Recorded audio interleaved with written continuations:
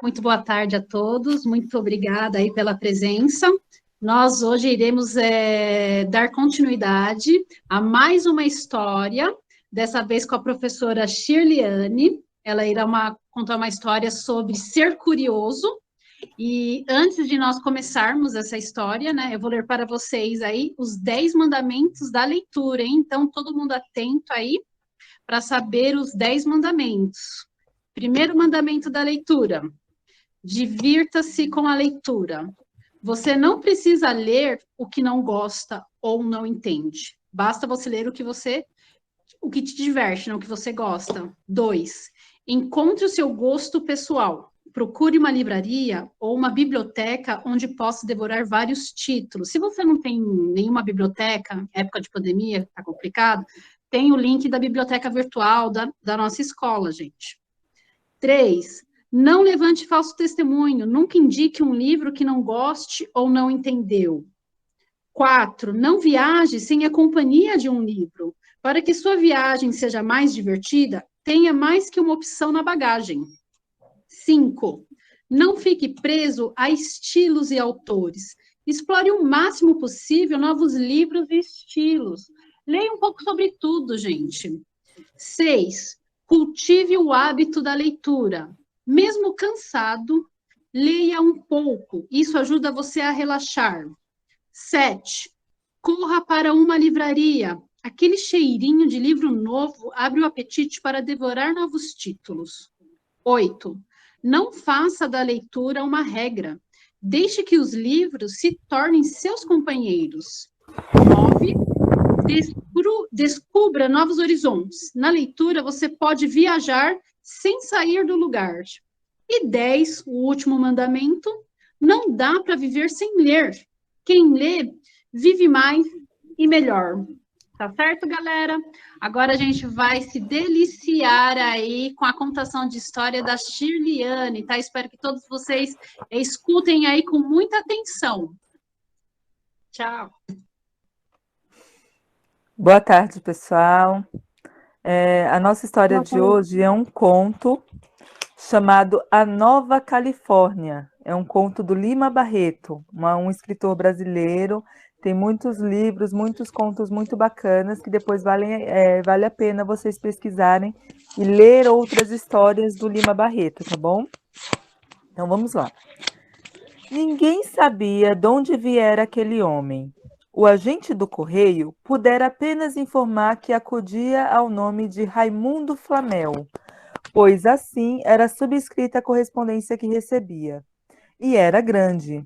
Quase diariamente, o carteiro lá ia a um dos extremos da cidade onde morava o desconhecido, sopesando um maço alentado de cartas vindas do mundo inteiro, grossas revistas em línguas atravessadas, livros, pacotes. Quando Fabrício, o pedreiro, voltou de um serviço em casa do novo habitante, todos na venda perguntaram-lhe que trabalho que ele tinha sido determinado.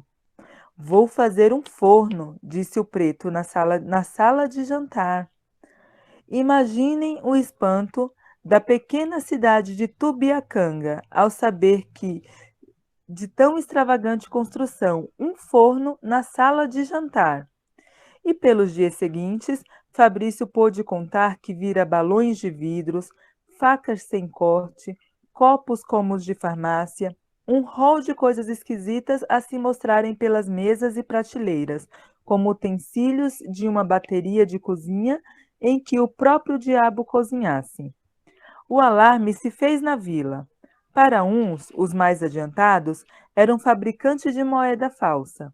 Para outros, os crentes e simples, um tipo que tinha parte com um tinhoso. Chico da Tirana, o carreiro, quase passava em frente da casa do homem misterioso, ao lado do carro a chiar, e olhava a chaminé da sala de jantar a fumegar. Não deixava de persignar-se e rezar um credo em voz baixa. E, não fora a intervenção do farmacêutico, o subdelegado teria ido dar um cerco à casa daquele indivíduo suspeito, que inquietava a imaginação de toda uma população. Tomando em consideração as informações de Fabrício, o boticário Bastos concluirá que o desconhecido devia ser um sábio, um grande químico, refugiado ali para mais sossegadamente levar avante seus trabalhos científicos. Homem formado e respeitado na cidade, vereador, médico também, porque o doutor Jerônimo não gostava de receitar e se fizera sócio da farmácia para mais em paz viver.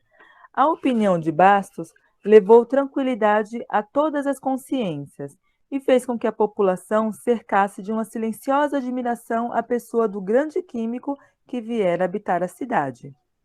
De tarde, se o viam passar à margem do Tubiacanga, sentando-se aqui e ali, olhando perdidamente as águas claras do riacho, cismando diante da penetrante melancolia do crepúsculo, todos se descobriam, e não era raro que as boas noites acrescentassem doutor, e tocava muito o coração daquela gente a profunda simpatia com que ele tratava as crianças, a maneira pela qual as contemplava, parecendo apiedar-se de que elas tivessem nascido para sofrer e morrer. Na verdade, era de ver-se sob a doçura suave da tarde, a bondade de Messias com que ele afagava aquelas crianças pretas, tão lisas de pele e tão tristes de modos, mergulhadas no seu cativeiro moral, e também as brancas de pele baça, gretada e áspera, vivendo amparadas na necessária caquexia dos tópicos. Por vezes, vinha-lhe vontade de pensar qual a razão de ter Bernardin de Saint-Pierre gasto toda a sua ternura com Paulo e Virgínia e esquecesse dos escravos que os cercavam. Em poucos dias, a admiração pelo sábio era quase geral, e não o era unicamente porque havia alguém que não tinha em grande conta os méritos do novo habitante. Capitão Pelino, mestre-escola e redator da Gazeta de Tupiacanga, órgão local e filiado ao Partido Situacionista, embirrava com o sábio. Vocês hão de ver, dizia ele, quem é esse tipo? Um caloteiro, um aventureiro ou talvez um ladrão fugido do Rio. A sua opinião em nada se baseava, ou antes baseava-se no seu oculto despeito vendo na terra um rival pela fama de sábio que se gozava. Não que Pelino fosse químico, longe disso, mas era sábio, era gramático. Ninguém escrevia em Tubiacanga que não levasse bordoada do capitão Pelino. E mesmo quando se falava em algum homem notável lá no Rio, ele não deixava de dizer: não há dúvida, o homem tem talento, mas escreve um outro, de resto, e contraía os lábios como se tivesse engolido alguma coisa amarga. Toda a vila de Tubiacanga acostumou-se a respeitar o solene Pelino, que corria e emendava as maiores glórias nacionais. Um sábio. Ao entardecer, depois de ler um pouco o Sotero, o Cândido de Figueiredo ou o Castro Lopes, e de ter passado mais uma vez a tintura nos cabelos, o velho mestre-escola saía vagarosamente de casa, muito abotoado no seu paletó de brim mineiro, e encaminhava-se para a botiga de Bastos, a dar 2 dedos de prosa. Conversar é um modo de dizer, porque era Pelino avaro de palavras, limitando-se somente a ouvir. Quando, porém, dos lábios de alguém escapava a menor incorreção de linguagem, intervinha e emendava. Eu asseguro, dizia o agente do correio, que por aí o mestre-escola intervinha com mansuete evangélica. Não diga seguro, senhor Bernardes. Em português é eu garanto. E a conversa continuava depois da emenda, para ser de novo interrompida por outra. Por essas e outras, houve muitos palestradores que se afastaram, mas Pelino, indiferente, seguro dos seus deveres, continuava o seu apostolado e vernaculismo. A chegada do sábio veio distraí-lo um pouco da sua missão. Todo o seu esforço voltava-se agora para combater aquele rival que surgia tão inapropriadamente. Foram vãs as suas palavras e a sua eloquência. Não só Raimundo Flamengo pagava em dia as suas contas, como era generoso, pai da pobreza. E o farmacêutico vira numa revista de específicos seu nome citado como químico de valor. Há anos que o químico vivia em Tubiacanga, quando, uma bela manhã, Bastos o viu entrar pela botica adentro. O prazer do farmacêutico foi imenso. O sábio não se dignara até aí visitar fosse quem fosse. E certo dia, quando o sacristão Orestes ousou penetrar em sua casa, pedindo-lhe uma esmola para a futura festa de Nossa Senhora da Conceição, foi com visível enfado que ele recebeu e atendeu. Vendo-o, Bastos saiu de trás do balcão, correu a recebê-lo com mais perfeita demonstração de quem sabia com quem tratava, e foi quase em uma exclamação que disse: Doutor, seja bem-vindo. O sábio pareceu não se surpreender nem com a demonstração de respeito do farmacêutico, nem com o tratamento universitário. Docemente, olhou um instante a armação cheia de medicamentos e respondeu: Desejava falar-lhe em particular, senhor Bastos. O espanto do farmacêutico foi grande. Em que poderia ele ser útil ao homem cujo nome corria ao mundo e de quem os jornais falavam com tão acendrado respeito? Seria dinheiro? Talvez. Um atraso no pagamento das rendas? Quem sabe? E foi conduzindo o químico para o interior da casa, sob o olhar espantado do aprendiz, que, por um momento, deixou a mão descansar no grau onde macerava uma tisana qualquer. Por fim, achou ao fundo, bem no fundo, um quartinho que lhe servia para exames médicos, mais detidos ou para as pequenas operações, porque Bastos também operava. Sentaram-se e Flamel não tardou a expor. Como o senhor deve saber, dedico-me à química. Tenho mesmo um nome respeitado no mundo, sábio. Sei perfeitamente, doutor. Mesmo tenho disso informado aqui aos meus amigos. Obrigada. Pois bem, fiz uma grande descoberta, extraordinária. Envergonhado com seu entusiasmo, o sábio fez uma pausa e depois continuou. Uma descoberta. Mas não me convém, por ora, comunicar ao mundo sábio, compreende? Perfeitamente.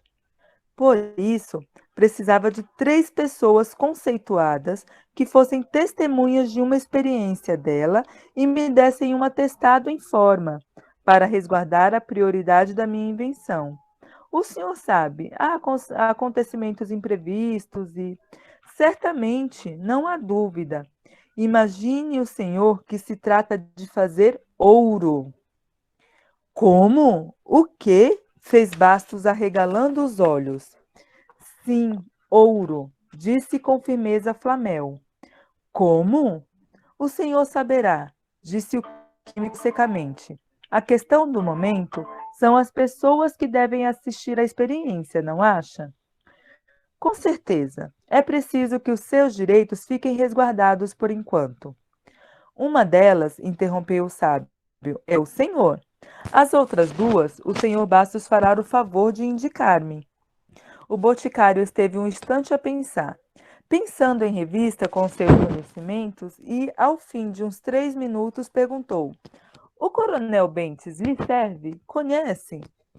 Não, o senhor sabe que não me dou com ninguém aqui. Posso garantir-lhe que é um homem sério, rico e muito discreto. E religioso? Faço-lhe esta pergunta, acrescentou Flamel, porque temos que lidar com ossos de defunto, e só estes servem. Qual? É quase ateu. Bem, aceito. E o outro? Bastos voltou a pensar e dessa vez demorou-se um pouco mais consultando a sua memória. Por fim falou. Será o tenente Carvalhais, o coletor. Conhece? Como já lhe disse, é verdade. É homem de confiança, sério, mas... que tem? É maçom. Melhor. E quando é? Domingo. Domingo os 3 irão lá em casa assistir à experiência. E espero que não me recusarão as suas firmas para autenticar a minha descoberta. Tudo bem. Tudo combinado então. Domingo, conforme prometeram, as 3 pessoas respeitáveis de Tupiacanga foram à casa de Flamel. E dias depois, misteriosamente, Flamel desapareceu, sem deixar vestígios ou explicação para o seu desaparecimento. Tubiacanga era uma pequena cidade de 3 ou 4 mil habitantes, muito pacífica, em cuja estação, de onde em onde, os expressos davam a honra de parar. Há 5 anos não se registrava nela um furto ou roubo. As portas e janelas só eram usadas porque era moda. O único crime notado em seu pobre cadastro fora um assassinato por ocasião das eleições municipais. Mas, atendendo que o assassino era do partido do governo e a vítima da oposição, o acontecimento em nada alterou os hábitos da cidade, continuando ela a exportar o seu café e a mirar suas casas baixas de acanhadas nas escassas águas do pequeno rio que a batizara. Mas, a qual não foi surpresa dos seus habitantes, quando se veio a verificar nela um repugnante crime que se tem memória. Não se tratava de um esquartejamento ou parricídio. Não era o assassinato de uma família inteira ou um assalto à caloteira. Era uma coisa pior, sacrilégio aos olhos de todas as religiões e consciências. Violavam-se sepulturas do sossego do seu cemitério do Campo Santo. Em começo, o coveiro julgou que fossem cães, mas revistando bem o muro, não encontrou senão pequenos buracos. Fechou-os. Foi inútil. No dia seguinte, um jazigo perpétuo arrombado e os ossos saqueados. No outro, um carneiro em uma sepultura rasa. Era gente ou demônio. O coveiro não quis mais continuar as pesquisas por sua conta. Foi ao delegado e a notícia espalhou-se pela cidade. A indignação na cidade tomou todas as feições e todas as vontades. A religião da morte precede todas e certamente será a última a morrer nas consciências. Contra a prolanação clamaram os 6 presbiterianos do lugar, os bíblicos, como lhe chama o povo. Clamava Nicolau, antigo cadete, o positivista do rito Teixeira Mendes, clamava o Major Camanho, presidente da loja, antigo estudante que vivia ao Deus dará, bebericando para ti nas cavernas. A própria filha do engenheiro, residente da Estrada de Ferro, que vivia desdenhando daquele lugarejo, sem notar sequer os suspiros dos apaixonados locais, sempre esperando que o trem trouxesse um príncipe a desposá-la. A linha e todos...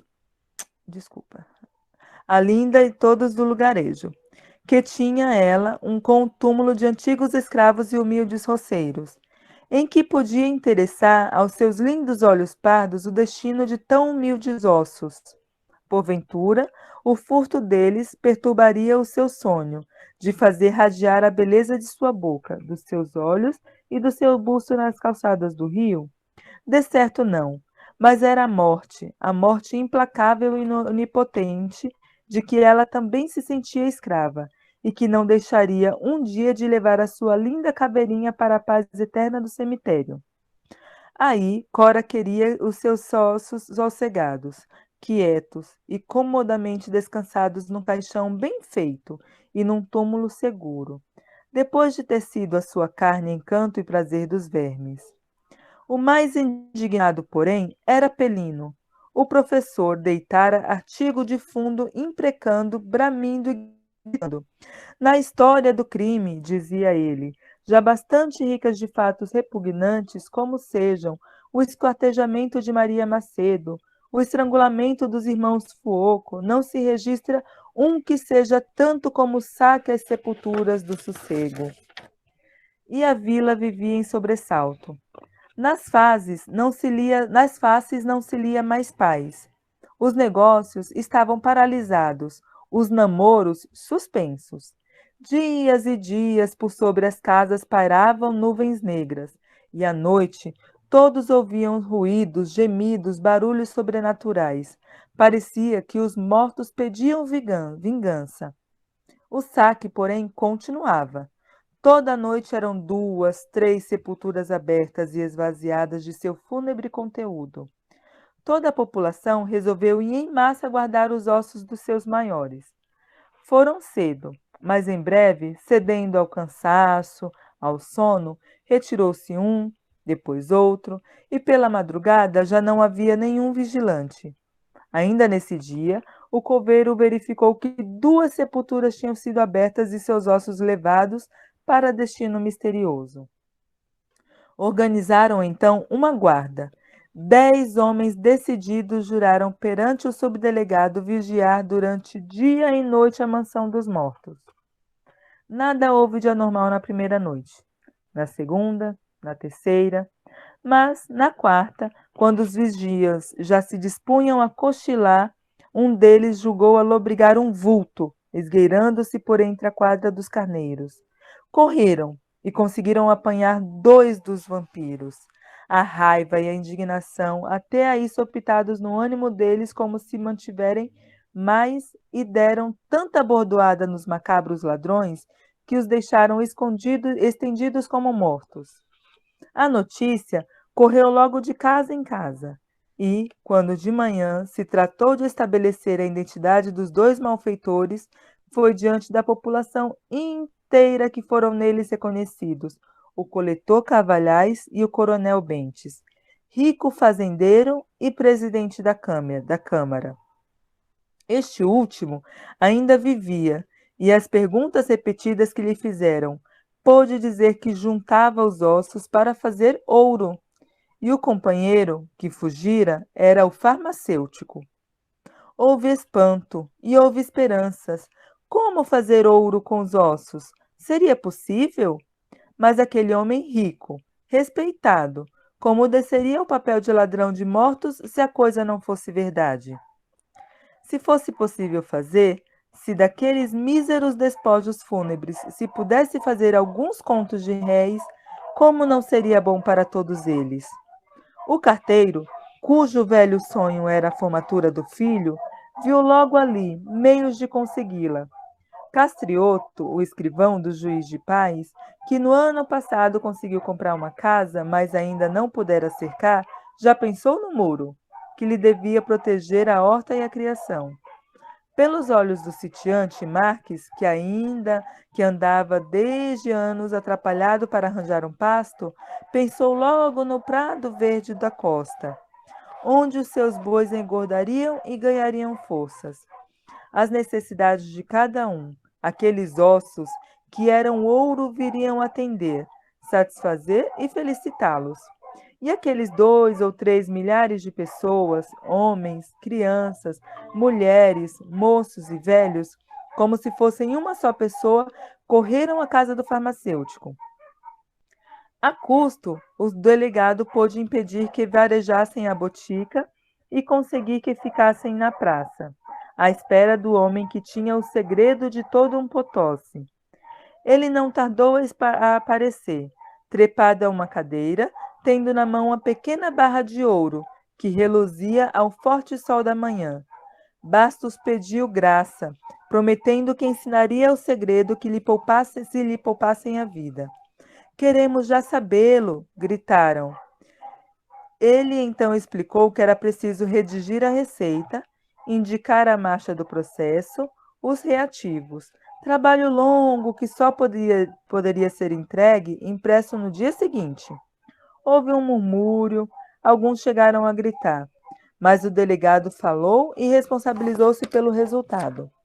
Docilmente, com aquela doçura particular às multidões furiosas, cada qual se encaminhou para casa, tendo na cabeça um único pensamento: arranjar imediatamente a maior porção de ossos de defuntos que pudesse. O sucesso chegou à casa do engenheiro residente da Estrada de Ferro. Ao jantar, não se falou em outra coisa. O doutor concateou o que ainda sabia do seu curso e afirmou que era impossível.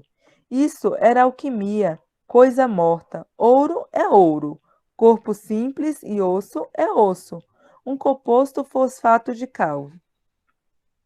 Pensar que se podia fazer de uma outra coisa era uma besteira.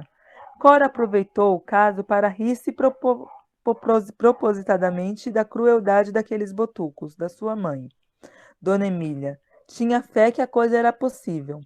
À noite, porém, o doutor, percebendo que a mulher dormia, saltou à janela e correu em direção ao cemitério. Cora, de pés nus, com chinelas nas mãos, procurou a criada para irem juntas à colheita dos ossos. Não a encontrou. Foi sozinha. A dona Emília, vendo-se só, adivinhou o passeio e lá foi também. E assim aconteceu na cidade inteira. O pai, sem dizer nada ao filho, saía. A mulher, julgando enganar o marido, saía.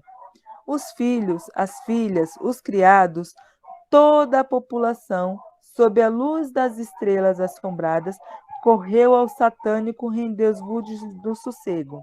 E ninguém faltou. O mais rico e o mais pobre lá estavam.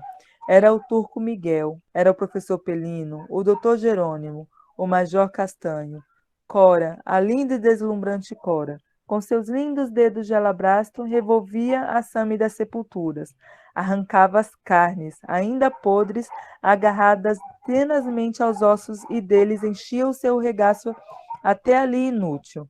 Era o dote que lhe colhia as suas narinas, que se abriam as asas rosadas e quase transparentes. Não sentiam o fétido dos tecidos apodrecidos em lama fedorenta. A desinteligência não tardou a surgir. Os mortos eram poucos e não bastavam para satisfazer a fome dos vivos. Houve facadas, tiros, cachações. Pelino esfaqueou o turco por causa de um fêmur. E mesmo entre as famílias questões surgiram. Unicamente o carteiro e o filho não brigaram. Andaram juntos e de acordo. E houve uma vez que o pequeno, uma esperta criança de 11 anos, até aconselhou o pai. Papai, vamos aonde está a mamãe. Ela era tão gorda. De manhã, o cemitério tinha mais mortos do que aqueles que recebera em 30 anos de existência. Uma única pessoa lá não estava. Não matara, nem profanava as sepulturas. Fora o bêbado Belmiro. Entrando numa venda meio aberta, e nela não encontrando ninguém, enchera uma garrafa de cachaça e se deixara ficar a beber sentado na margem do rio do Tubiacanga, vendo escorrer mansamente as suas águas sobre o áspero leito do granito. Ambos, ele e o rio, indiferentes ao que já viram, mesmo a fuga do farmacêutico com seu Potosí e o seu segredo sob o dossel eterno das estrelas. E é isso. Aê, muito bem. Muito legal, muito interessante. Para quem é assim mais velho, os nossos alunos com certeza não vão saber, mas para quem é aí da nossa idade para cima, vai lembrar que teve uma novela na Globo que foi baseada nesse conto. A Indomada. Olha, nem me É pergunto, Indomada. eu sou desse tempo, Não hein? foi em Tubiacanga? Eu também não lembro, Andréia.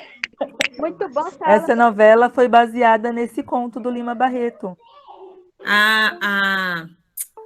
Tinha a personagem da Ilka Tibiriçá, que era inesquecível nessa novela, né, baseada nesse conto. Né? Então, assim, a importância da leitura, né, na vida de todo mundo, porque, olha, a imaginação, né, desse escritor, né, do Lima Barreto, em escrever essa história, alguém teve a ideia de pegar essa história e transformar em uma novela que durou meses, né? Isso, foi, eu acho que normalmente são 8, 9 meses de novela, né? Então eles acrescentaram vários novos personagens, aproveitaram os personagens já do conto e acrescentaram outros e criaram aí uma novela que tinha toda essa temática, né? Do Raimundo Flamel criar ouro a partir de ossos humanos, né? Verdade. Uma criatividade do autor, né? Pensar em fazer um conto no qual a pessoa pode fazer ouro a partir de ossos de pessoas, né? E como isso mexe com a cabeça das pessoas. Tá. Chiliane, você arrasou. Ponto super Obrigada, top, gente. linguagem norma culta padrão, escritor da literatura, só enriquece mais aí a criatividade de todo mundo, então todo mundo aí vai tentar aí praticar aí o hábito da leitura, né? A gente sabe que hábito é prática diária. E é isso, galera. Então, daqui 2 semanas está todo mundo de férias, por enquanto é prova. Vamos encerrar, então, essa live. O jeito que a professora Chiliane lê é tão suave que a gente consegue até imaginar a cena na nossa cabeça. Ai, Verdade. obrigada. Nada. Verdade. E é isso, gente. Então, a gente aí, todos os nossos professores, agradecemos a presença de vocês, alunos aí, e gratidão sempre aí por estarem participando e gostando, né? Isso aí.